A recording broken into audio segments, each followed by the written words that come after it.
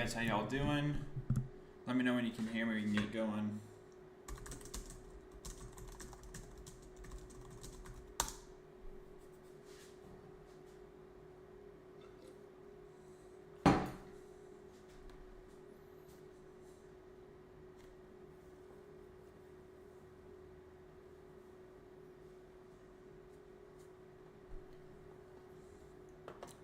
Check, check, can you guys hear me?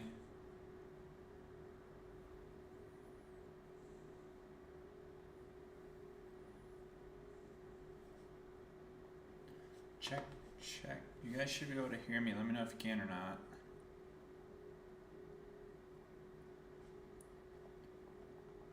Y'all can put in the chat.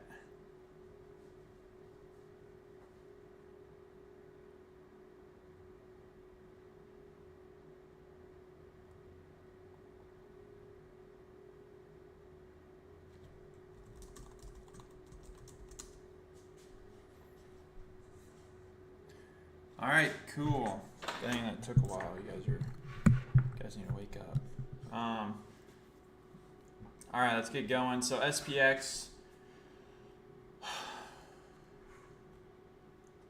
All right, SPX. This is a chart at SPX. Couple of different time frames. Key levels we marked out in the pre-market. Didn't have time to do the YouTube live today. Sorry about that. But in the Discord, right, all documented for us here. You know, drunken sailor range. Well, first things we're looking at, go through the AM complex, go through the PM complex. AM complex looked 5, right? Global level 64.50. Key level bulls want to maintain. Keep in mind the difference between SPXA, SPXP. SPXA, right? You know, almost 16 million contracts long term. Slower moving money up there. SPXP 44.6 million contracts. Kind of more speculation, longer or speculation, shorter term money, traders, right? That's where they're participating a lot higher rapid turnover. Thing I wanted to note here was between Friday and today, the change we noticed was a lot of out of money put speculation below spot price. So not ideal to see. Also not a reason to go all out short here, just kind of developing situational market awareness. Just understanding the structure was weakening a bit, right? Our view, markets are driven by out of money call and put speculation. So when we see this out of money put speculation start to come in, that is a little bit concerning. But nonetheless, you know, want to maintain 64.75 are a key transition zone there, so just really want to maintain that. Right, then getting into 0DTE. So today's structure was not unique, but right, there's kind of was a first drunken sailor zone, then a secondary drunken sailor zone. You can see easy confluence with the GEX transition drains at 64.75, 64.70. And then something I wanted to show you guys.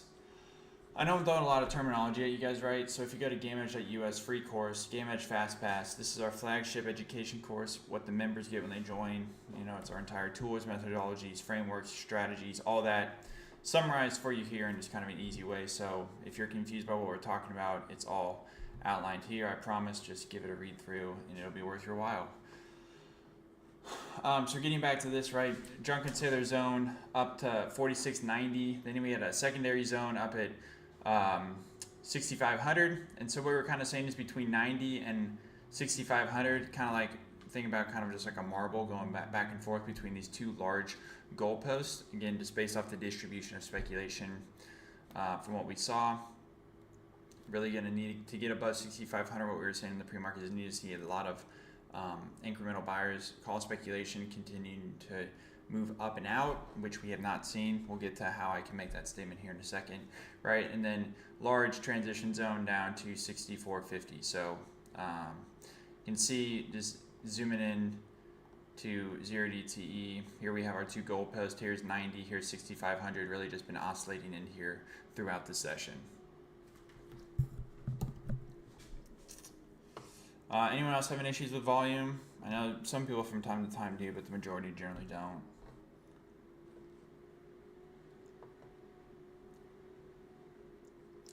Anyway, so yeah, what I was saying, right, so 0DT looks like that on an intraday basis, looking at, you know, buying and selling coming into the market. Hold on, let's get out of whack.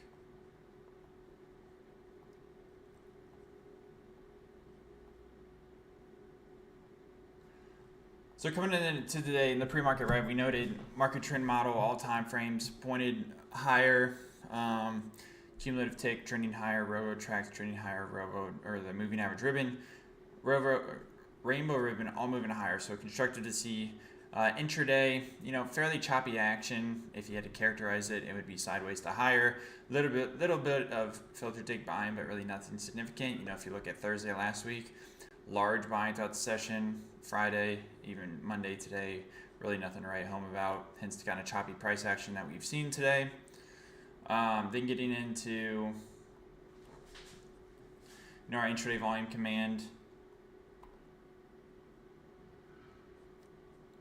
So what this is SPX 0DT volume. Why that? Because 50-60% of daily transaction SPX happening on 0DTE. So we look at above green is calls, below red is puts. The solid lines are what we call centroids. So on a 5-minute basis, we aggregate the volume, look at the distribution, find the middle point of that distribution, which is the centroid, and we plot that. So every 5 minutes, we're plot. Connect the dots, and we get what you see here. That's the solid lines, and then we infer all things equal, or what's happened from the open to that point of view continues to happen. What is that projected path of the centroids, which we call the lines of best fit, which are these dashed lines, and that just helps us to kind of predict where price is likely to go, assuming speculators are transacting and behaving in a manner that they have been throughout the session. So that's what this is telling us. Obviously, we're coming into the close of the day. But what you can see, right, it's just been a very choppy price action, really, like we were saying earlier. To get above 6,500 into 60.20 was kind of the upside target. We need to see an advancement in speculation higher. We did not see that. It's been moving lower throughout the session. So it's just a classic choppy price action day. Really not a ton else to say. Kind of marries well with the market trend model. And just, kind of going up here so you can get a better example of what it looks like. So here's like at 210, you can see that. Keep going. Right, here's one at 12:20 Eastern Standard Time. Again, this very choppy price action. So that's the way that we use that. The way you can think of it again is these centroids is just, it's a representation of speculator behavior. So really what we want to understand, is it trending higher, is it trending lower, is it chopping sideways? And today's just been a clear example of what that looks like when it's chopping sideways. Looking at our net stat command, for those that don't know about this, again in the Gamut FastPass, we break down all these tools for you guys. But this is just this is a summarization of our 3D surface models. Each of the 4 key Greeks, then the left-hand plane, right-hand plane, you can think of those as kind of above and below spot price. Those are where the major peaks are. So those key spot prices, and then integrals above and below spot price. That's just a summation of, in this example, all deltas below spot price, all deltas above spot price. So that's how you can infer that. Just looking at this, charm for the day has been weighing down on us throughout the session. So that was just something to keep in mind. Obviously, 6,500 was a massive strike, as we can see just through the summary table. If we went and looked at the actual 3D surface models, you would see the same. So, this makes sense. Out of the money calls are just weighing down on us, is more or less what that's saying. So again, that's where it's important to see that intraday volume come into the market and help propel us over those key strikes and to overcome those kind of natural Greek influences as time passes throughout the session. Obviously, haven't gotten that today, hence the just sideways price action. Moving into, so that's what I got for 0DT stuff. If you guys have any questions, let me know. I'm gonna move on to swing trading stuff. So again, given what the market trend model is looking like, right, the cumulative tick itself is more of an intraday signal. The railroad tracks kind of a 1 to 3 day signal. The rainbow ribbon is kind of a 1 week to 3 week signal. So the railroad tracks and the rainbow were looking good from the swing trading time frame. So interested in looking at stocks. Each morning, right, we have a couple different things, right? So first off, we have the P-Trans, the plus GAC strategy, which is 100% mechanical. Significantly has outperformed the S&P. You can go look at the article on our website about that. We have all the back testing, all the rules, all that good stuff, so you guys can go give that a go. Here's a live portfolio that we've been running since July of 23 mirrors the back testing in terms of the stats. That with it being a high win rate strategy, you see over 334 trades, positive expectancy, 73% win rate. Year to date, same thing. Positive expectancy on the year, about a 7% win rate. So all that looks good. TSM, that was a ticker that came up today. We were exiting AVGO. I don't think we had that in the portfolio, so nothing to do there. But again, these are just based off of our P trends and our plus X levels. Very simple, straightforward. So we have that. We have the wheel strategy, right? If you guys are familiar with the wheel, that option strategy, we just overlay some simple trend momentum indicators, and then we overlay the options market, understanding what stocks are, call dominated, constructive of selling puts, and then moving higher. And then lastly here, I produced a couple different watch lists as well, a bull and a bear list. Bull list is simply just, $100 billion market cap. Why? Because that's big, robust, open interest, volume, liquidity. Don't need to be super worried about like a meme stock at gapping down 25% or something. And then just above the 21 EMA, this is a simple trend indicator, and then it needs to be call dominated above the spot price in terms of options market analysis. So those are kind of three key factors, kind of a multi-factor model of finding those strongest stocks that are, have the structure of moving higher and hopefully continue to move higher. And then we have the bear list, which is the opposite, right? Put dominated below the 21 EMA. So these are stocks, maybe consider shorting or at least just staying away from getting long perspective.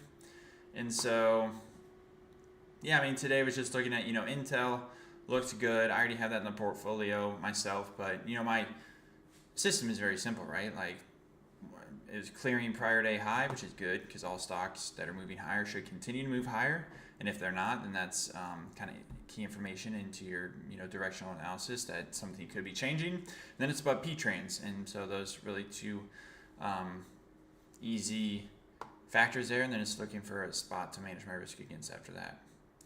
So I was looking at Intel. Meta looked pretty good. It's kind of sold off intraday, so I haven't gotten into it yet. But last night on our open mic, was talking about that. It looked just nice consolidation. P-Trans is a little misleading up there at 785 just because there's a node in the structure that is really expanding that GEX transition. Key transition zone is in what I'm using is 750. So I want to see 750 hold there. Walmart, Walmart was looking really good. Kind of call this just like a 1, 2, 3 pattern, right? Just kind of a nice up move, consolidation, moving higher now. Easy to size your risk against low those candles if you want to. Positive trends down at it's probably 98. So above P trends, that's good to see. And then yeah, right. It's just as simple as, let me know if you guys have any individual stocks you guys want me to look at. Happy to do that. But yeah, like here's the bull list. Simply was just going through it. Tesla was one we were in last week. Got out of that. Intel. Again, just a sideways day, that's fine. Apple, right, funny, Apple up at plus X at 240, natural monetization level, unable to get through that yesterday. So, again, seeing the validity of that plus X. Amazon been on a nice move. Google, got a favorable ruling. It's just been ripping since then. Nvidia's on the bear list actually, so AMD is on the bear list, Nvidia is not on any list. Let me find it. Nvidia, here you go. You could also just look at the structure as well. Let me pull that up.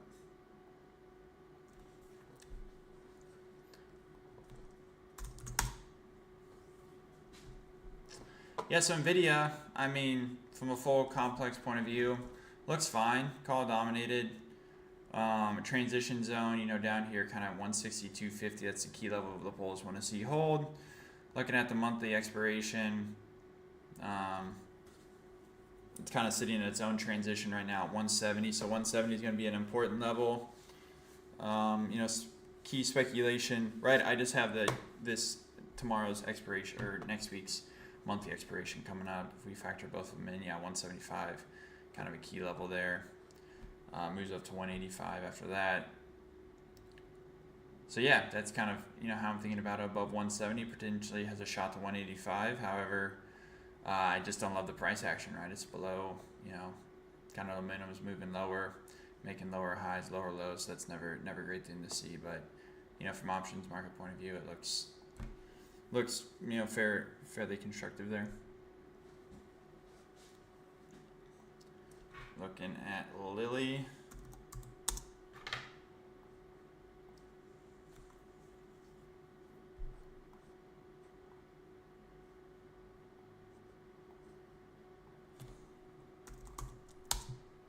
And BJ, let me know if that answered your question on NVIDIA if you're looking for something else. So yeah, Lily looks fine too. Call dominant environment. Key speculation above at 750, getting at 800. Let's look at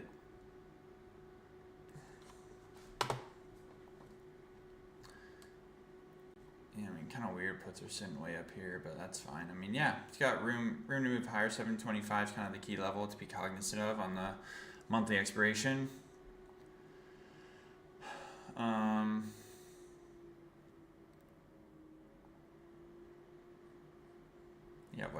What level did I say was key there? 725. Yeah, it's really not a ton of risk, so yeah, that looks good. You can see how held 0 GEX, COTMP almost to the penny today, so good to see. Just as long as it continues to hold these local lows, not bad.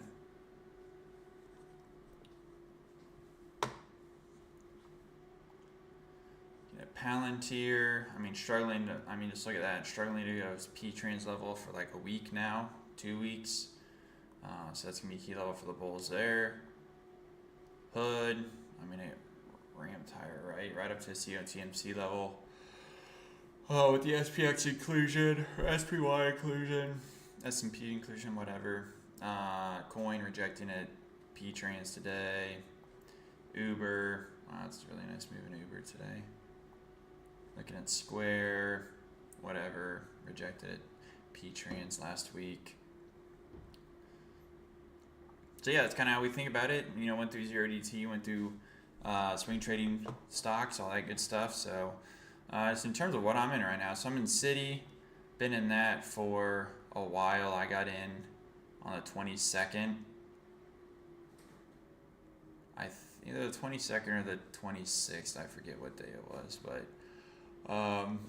yeah, it's holding P-trans right now, so if it breaks below kind of the local low right here from Friday's low, I'll probably get out of it. Should still make money in it, so that'll be fine. United Healthcare, a nice ramp higher. It's right at plus GEX, so no surprise it's kind of struggling to move higher there from plus GEX. UNH. Yeah, sitting right at plus GEX. It's got a lot of speculation up here higher too, so hopefully, start to push higher into that additional speculation there. Then the last one I was in was Intel. We hit about that one earlier, right? Just consolidation day in between P-trans and plus GEX, so really no reason to do anything there. Just I got in this one on last Thursday, so I got out of Disney today. This break-even trade wasn't really. I got in on Thursday, started to push higher than rejected, and we were losing Friday's low, so I just exited for break-even. So that's fine. Again, Meta was one. It's unfortunately, kind of just selling off intraday, so not super exciting there. It is holding 750, so I'll watch that one into the close. Walmart, this was another. Oh, sorry. This is one from the bull list today. Looked good, just options weren't that great when I was looking at the time, so I didn't get into it. That's fine. So yeah, that's really what I got for you guys. Looking at the SPY, or what is it? SPX. Kind of breaking down the low days right here. Not great to see. Looking at this, I mean, it's just been a very choppy day, right? So just keep that in mind. Keep in mind we're coming in the last 30 minutes today, so a lot of actors coming in the market, gotta execute stuff so you can get some funny business at the end of the day. So just be cognizant of that. Um, but yeah, with that, not sure if you guys have any other questions. If not, we can cut the stream there. But appreciate you guys making the time. Hopefully this was useful.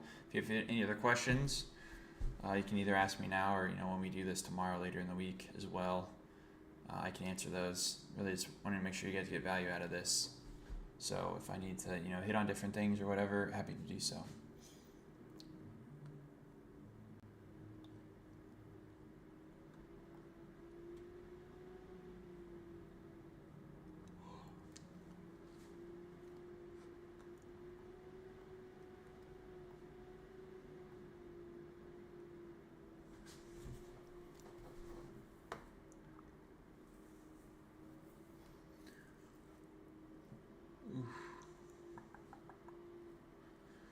Yeah, if we lose the low a day, I mean, we could potentially be making a move to 75. We'll see.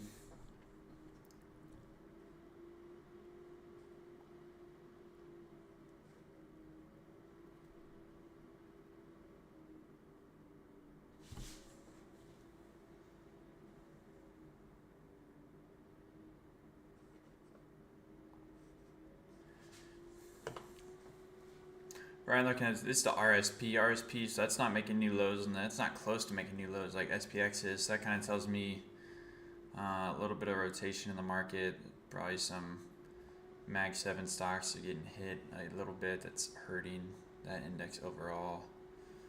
Let's see if that's right or not. Oh, what was I looking at?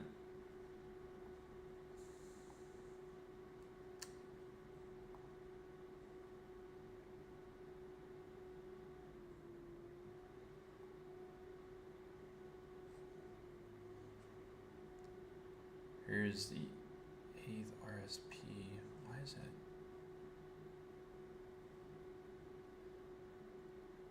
Oh, sorry, I completely misread this. My bad.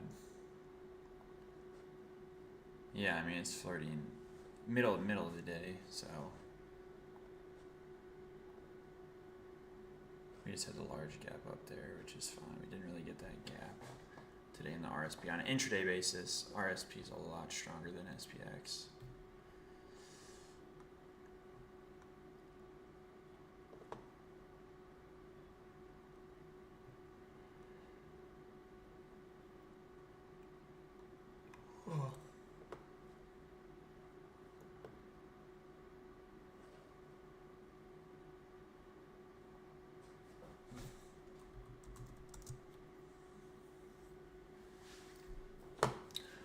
In terms of tomorrow, I mean, 75 is still just a key level to hold, so I want to see 75 hold, right? And so long as that continues to hold, then it favors sideways to higher action. But keep in mind we have big data Wednesday, Thursday, maybe Friday, so the market could just be chilling until that.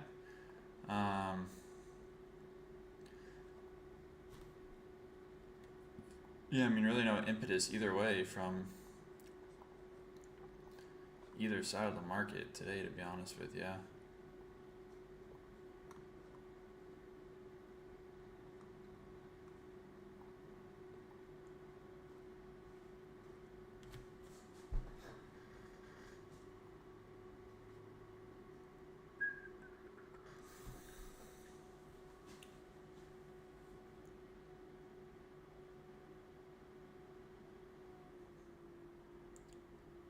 This is just looking at one DT volume, seeing how they traded throughout the session. Something crazy going on right there.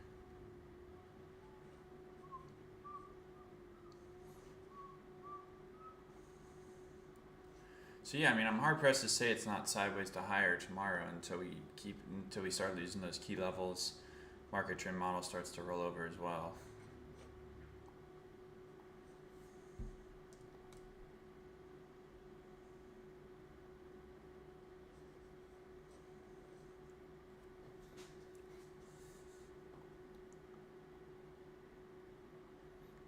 Yep, all good. So All right, that's cool. We're coming into the last 30 minutes of the session, so I'm gonna get back into the Discord. But appreciate the time, and you guys stay tuned when we do the next one. So thank you.